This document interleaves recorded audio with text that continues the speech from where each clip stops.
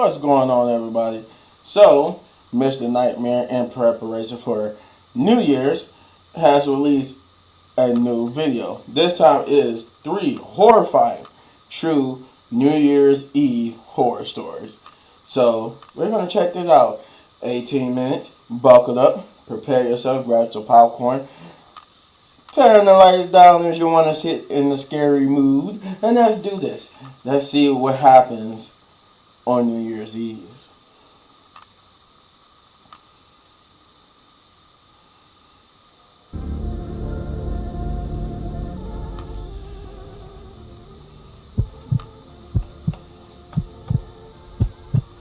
It was December 31st, New Year's Eve. My friend Alex hired me to watch his dog Bailey for the weekend while he was out of town for the New Year. I'm 35, he's 27, so I don't have that same urge to go out and party for New Year's Eve like he does. So I was more okay with making some money and taking it easy for the night. New Year's Eve was on a Saturday. He left for the city early in the day when I got there. He'd be back Sunday night. He left me with very basic instructions: to just feed him and walk him twice a day and keep him off the furniture. Bailey is a very small husky mix. I'm not sure what else she is, but she's about a third the size of a regular husky, and she's very quiet and well behaved. Hence why Alex was okay with me watching her instead of a dog sitter. I brought a backpack which contained my laptop, charger, toiletries, and a change of clothes for Sunday. Alex and I don't go way back. We met through mutual friends and had started going out occasionally on the weekends ever since. I would be sleeping in the spare bedroom of his house on the futon. Throughout the day, I just did stuff on my laptop and played some of Alex's video games. Later in the night, I invited my girl over with Alex's permission. His response was, "You better not in my bed," a way of jokingly saying yes, she can come over. She said she'd be getting out of work after 12, but then she'd come straight over. Alex's house is about half an hour from us, so my girl Trisha wouldn't be getting there until late. I had to kill the time alone with Bailey watching movies until then. We were in the living room, and Bailey was by my feet. It was probably 9 p.m. when the doorbell rang. I went to answer the door, and it was a girl at the door. She looked about 30. She had a hoodie on and was holding a jacket. She introduced herself as Alex's girlfriend and said she left something here that she needed to grab. I offered to grab it if she wanted, and she said no, it's okay. She knew where it was in his room. I said okay, that's fine, and let her inside. She went straight upstairs to Alex's room and slightly closed the door behind her without latching it. I right away texted Alex, "I didn't know you had a girlfriend." She was in there for quite some time, until she came back out, still holding her jacket. She came back down the stairs and thanked me and was going straight for the door. I tried to stop her for a quick conversation, saying, "How long have you guys been dating?" And she said, "Too long," then laughed, as if making a joke. I laughed too, and then she said, "Have a good night." I was a bit surprised by the interaction, but what I gathered from it was they had probably just recently broken up. Now I started to worry that maybe I shouldn't have let her in. Since Alex hadn't answered my text yet, I called him a few times before he picked up. He was out with his friends in a loud setting, so he could hardly hear me until he went outside to talk. I told him his girlfriend just came by to grab something, and he was completely bewildered at what I was saying. "Who are you talking about?" he said. I responded, "She said she was your girlfriend. I didn't get a name." He said in a yell, "You know I don't have a girlfriend. What did she look like?" I started to feel really stupid just about now. I described the girl, and he said he had no idea who this could have been. I then proceeded to explain to him that she went upstairs to his room for a few minutes, then came back down. This was when he started freaking out. He told me to go up to his room now and check if she stole anything. Of course, I didn't know what was in his room beforehand, so he had me check for specific things, which all appeared to still be there. He tried hard to figure out who it could have been, and said he'd call me back after he made some calls and sent me some pictures of different girls. Understandably, this was putting a damper on his night. I could tell he'd already been drinking, so I felt awfully stupid for letting some random girl into the house. He started sending me screenshots of different girls' Instagram accounts, none of them resembling the girl who came in. When I said no to all of them, he went silent for an hour. Then he texted me randomly, "I think I know who it was. Make sure she doesn't come back." I didn't ask any further questions. I responded, "Okay, my bad," and left it at that. Clearly Alex was going through some serious girl drama, or so I thought. I watched the ball drop alone. Not that I really care about the new year or the ball drop at all. Later that night, Trisha finally made it over, and so we hung out in the living room together. I told her what happened, and she was shocked. But then a freakish coincidence happened. Bailey lifted her head and looked at the front door, and then there was a knocking at the door. Whoever it was didn't ring the bell. There was no shot I was opening it. I called Alex a bunch of times, but he didn't pick up. He was wasted and didn't even feel his phone vibrating. Trisha and I stayed quiet, and eventually whoever it was went away. I was honestly unnerved now. Surely it was in connection to whoever that girl was earlier. Maybe it was even her again. Either way, I didn't want to get involved any further in what was going on. After this, we decided to migrate to the spare bedroom where we'd stay for the night on the futon. We had a movie on as we laid down, and I held her. We fell asleep in this position, and woke up at some unknown hour in the night, which I later found out was less than an hour after we fell asleep. I woke to Bailey's howling. She was in the room with us. Trisha woke up after me. Bailey was at the bedroom door with her tail wagging, howling. I whispered, "Bailey, shush." She looked at me and then came over, but she stayed staring at the door, now growling, making unhappy whimpering sounds. Then there were footsteps outside on the wood floors. We heard what had to be at least 2 pairs of footsteps, tiptoeing to the door, and then the doorknob twisted. By force of habit, we had the door locked, thankfully, and a girl's voice said, "Alec?" I looked at Trisha and signaled for her to stay quiet. That girl was not alone. Another light tap at the door, and then the girl's voice said, "Who's in there? This is Alex's house." I made the decision to say in a loud voice, almost a yell, "The cops have been on their way for a few minutes now, just so you know." The girl said, "Who are you?" I didn't bite. I whispered to Trisha to actually call the police, and she did. The entire time she whispered into the phone. I said loud and clear, "I dare you to do something, because the time you do it, the cops will be running through the front door." I heard a whisper on the other side of the door. Then, multiple pairs of footsteps walking away from the door. We stayed in the room, waiting for the cops to get there.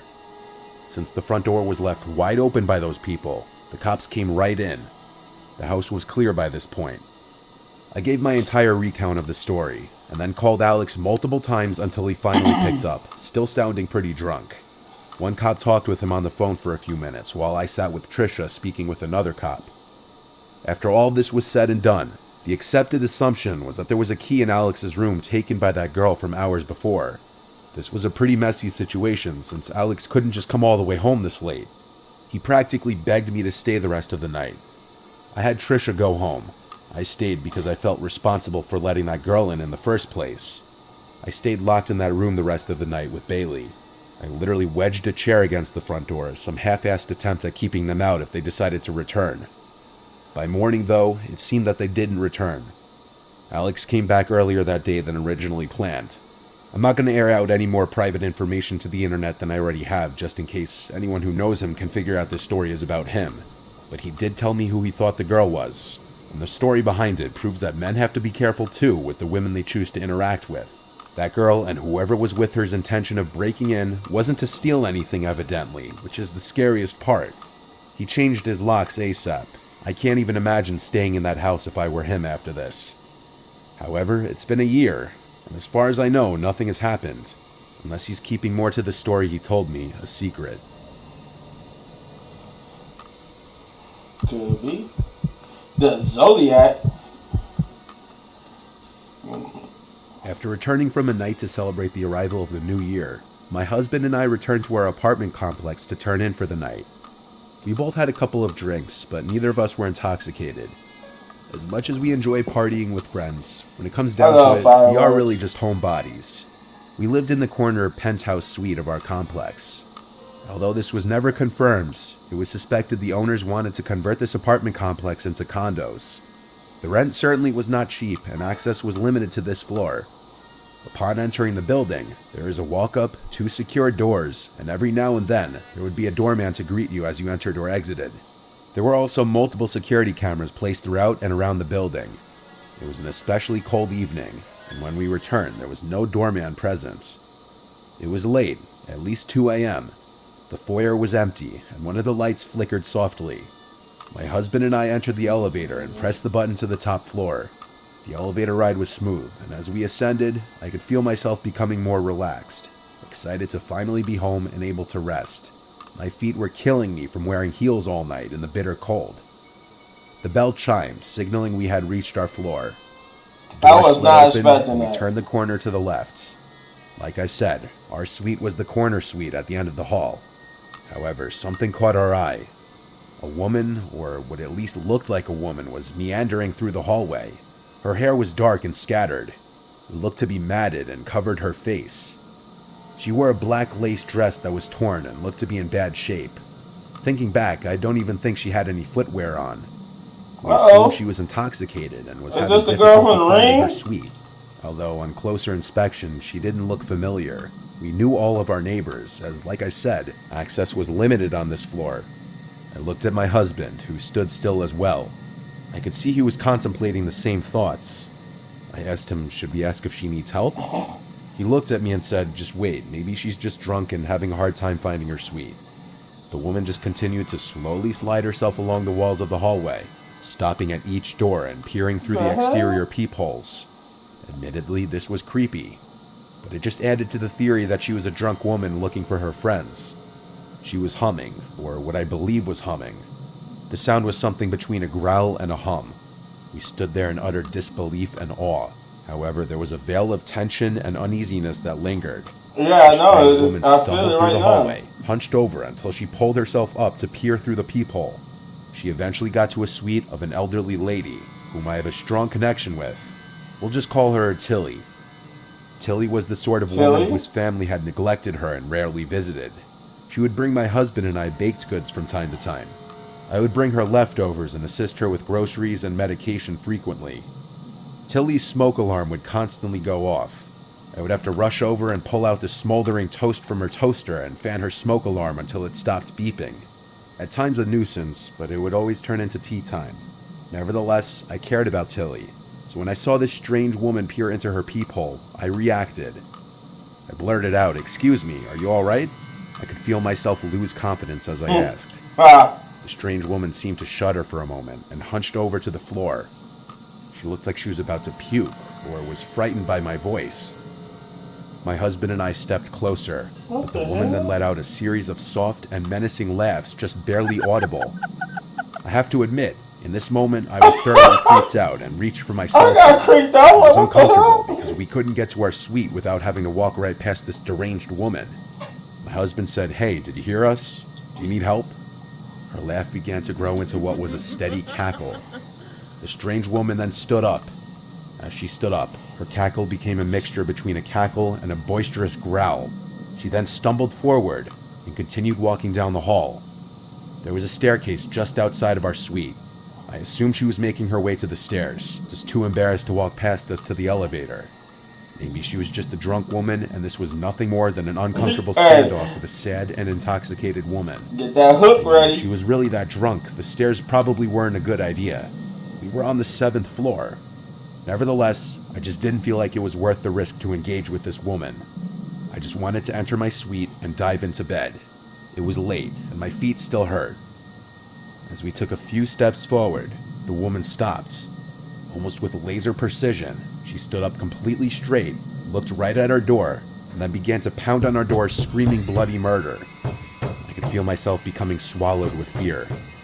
I reached for my cell phone and began to dial 911. The woman kept pounding on our door and screaming. To be honest, I'm surprised none of our neighbors came out to see what was happening. Part of me thinks they were too afraid themselves and were probably peering out of their peepholes. Afraid of what our neighbors would think, my husband said, "Hey, what are you doing? Stop that." And just like that, the strange woman stopped, fell to the ground, and began crawling quickly towards us. She looked up for a brief second. All I could see were her dark eyes. Her mouth seemed to be stained black, and she was growling again. But this time, it was as if there was something in her throat that she was choking on. Frozen with fear, my husband and I just watched until she flashed us a menacing hiss, the kind you would hear in a movie, but never imagine in real life. Terrified, I whipped off my shoes, and my husband and I ran towards the staircase on the other side of the building. We didn't want to risk waiting for the elevator and have her catching up. We went down 2 flights of stairs and stopped to listen if she was making her way down the stairs. But it was almost impossible to hear as my heart was pounding so hard. I thought to myself, what the hell was going on? We waited there for 10 minutes or so, until eventually we had the courage to head up the stairs and back to our suite. The woman was gone, and so we entered our suite. I was just relieved to finally be safe in my home. My husband sent a text to our landlord, and he replied that we would hear from him in the morning. I was so unbelievably exhausted, but found it incredibly difficult to sleep. The sound of that woman's growling and cackling rang in my ears. I hardly slept. The next day, when my husband went to speak to the landlord, he asked him to check the security cameras, although nothing turned up. The landlord said the cameras glitched due to the frigid temperatures last night. To this day, I still don't know what to think. That woman most certainly had problems. The question is, was she dangerous? We moved about a year later, but every New Year's Eve, I still think about that night.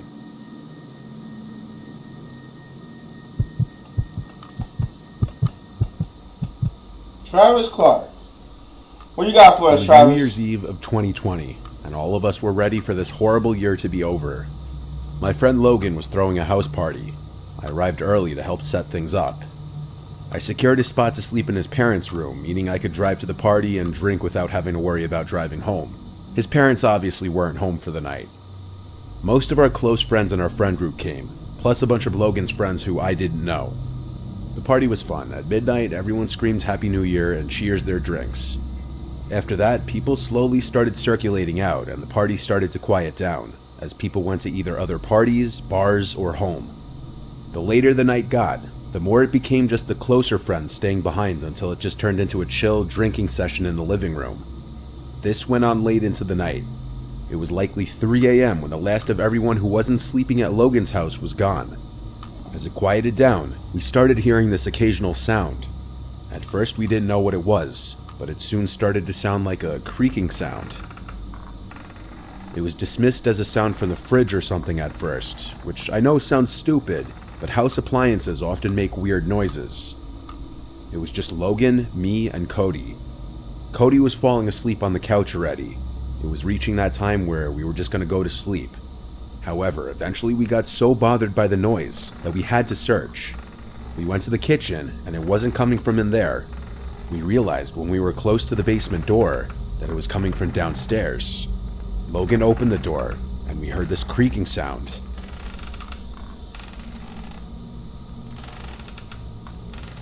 "Go check what it is," I said. He kept saying, "No way." Then he called down into the basement, "Yo, he's down there." The creaking stopped, and we never heard it again. After a solid minute of waiting at the top of the stairs, we agreed to go down together. We both grabbed knives, drunkenly thinking that was a good idea, when in reality we were so drunk we'd probably only hurt ourselves with them. We got to the bottom of the stairs and looked through the entire basement. It's not huge. It just has a couch, TV, a bar, a table in the corner, and various old pieces of junk. If that was how the basement really looked, that's a nice basement. The first thing we did was search any possible crevice for someone who could be hiding. Then we tried to figure out what could have been making that sound. I noticed a rocking chair, and so I went up to it, sat in it, and then started rocking in it. And it made the exact same creaking sound we had been hearing. Logan and I looked at each other. I stood up, and so did every hair on my body. I don't think we ever ran faster than we did when we ran up those stairs and slammed the door shut.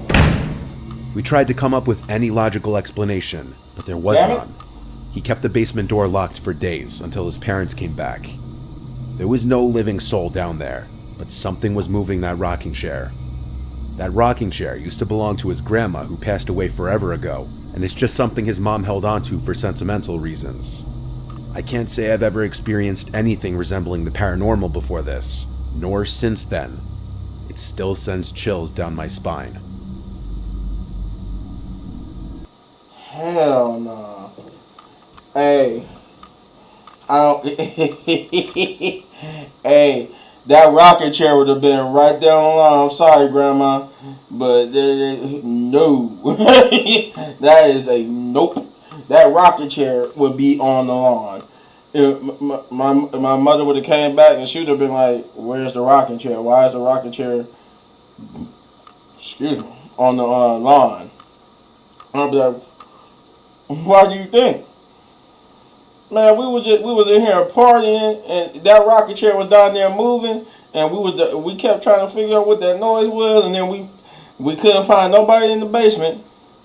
But then we started rocking the rocking chair, realized that was the noise of the rocking chair. Somebody was down here. That rocking chair got to go. It's haunted in this house. That's a note. That is a note. Nope. And then when they I like that though. He said that when they realized the noise was the rocket chair and they just took off running. Oh no, that couldn't have been me. I tell you right now, if we in the basement, I don't care who you is, we in the basement trying to figure out what particular noise was, and we figure out it was this rocket chair, but it wasn't a soul in that damn basement. Oh, once I realized what the noise was, all you're going to see is my back as I'm taking off. If you my friend, I'm sorry, but I'm taking clean off because I'm like, hey, ain't nobody down here, and that was that rocket chair moving. I don't care if I'm drunk. My friend be like, man, you been drinking, you can't, I don't care. I'm not staying here. Oh no.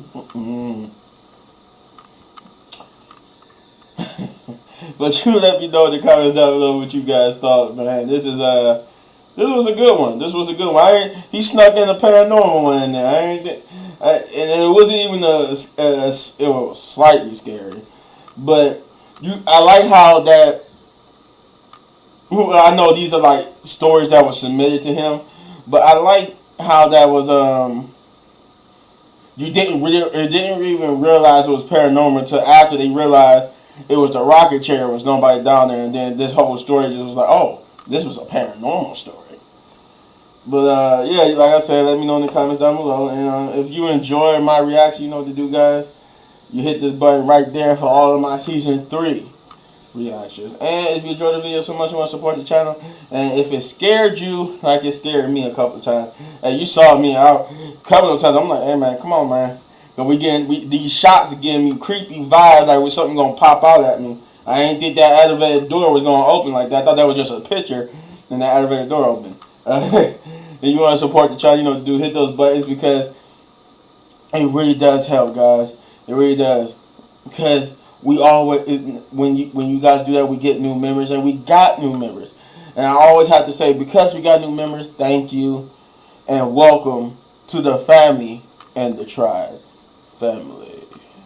And as always, here you is for more of my amazing content. I'm gonna let you guys go now, and see you soon with some more gameplay. Peace.